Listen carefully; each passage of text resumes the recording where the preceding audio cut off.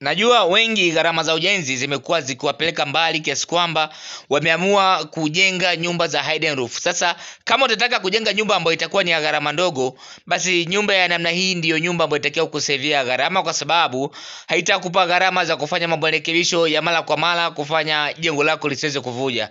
Hilo sio dhumuni la mimi kuja hapa, lakini dhumuni langu ni kukuletea guest house hii hapa yenye jumla ya vyumba 8 vya kulala, vyote ni self, lakini ukiachana tuna vyumba 8 pia ndani humo kuna chumba cha mapokezi, kuna chumba cha kufulia nguo yani laundry room, store ya kuhifadhia vifaa vitakavyokuwa vikihusika ndani ya guest hii, lakini pia na choo cha public. Kumbuka vyumba vyote ni self lakini pia ile jengo linatumia jumla tofali za blocks 5500 1500. Ina maana hapo tutazidisha mara 3 kama tutataka kutumia idadi ya tofali za kuchoma, ambapo tutapata almost tutazikuta ni tofali 10700 of course, lakini tunaweza tukaweka tofali 18500 ili kuweza kufidia tofali zile ambazo zitakazokuwa zikipasuka.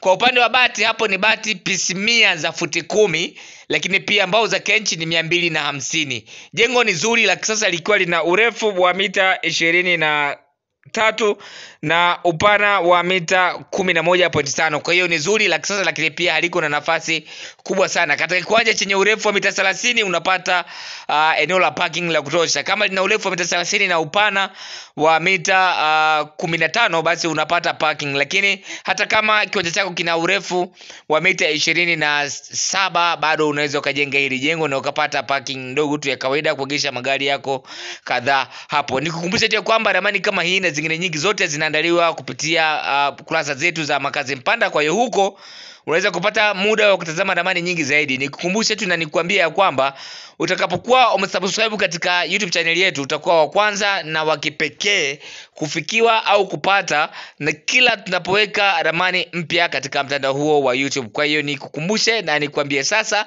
ipo haja wewe kusubscribe ili uweze kufikiwa na video nyingi ambazo tunaendelea kuziweka huko.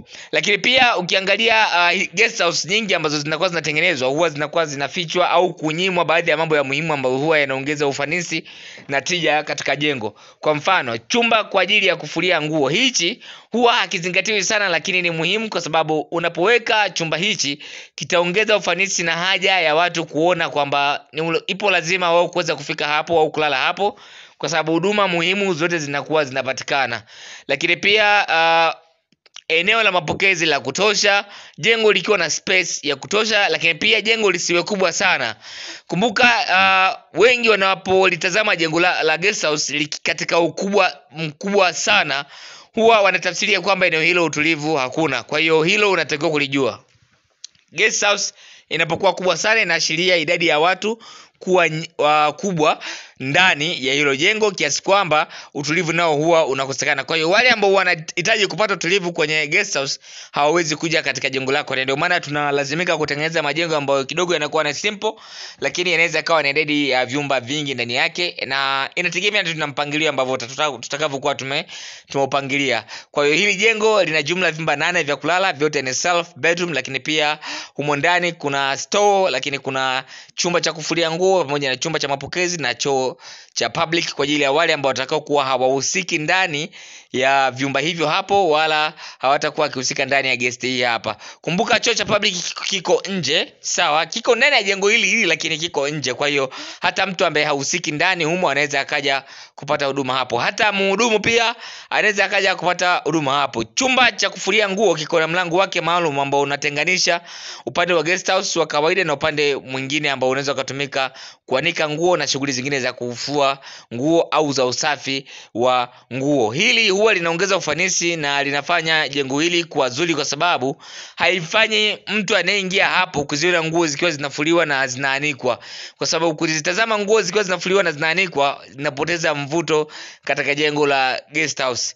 Lakini pia nikukumbushe tena na tena, usisahau kusubscribe katika YouTube channel yetu uweze kufikia na video nyingi ambazo tunaendelea kuziweka huko. Karibuni sana na asanteni kwa kunisikiliza.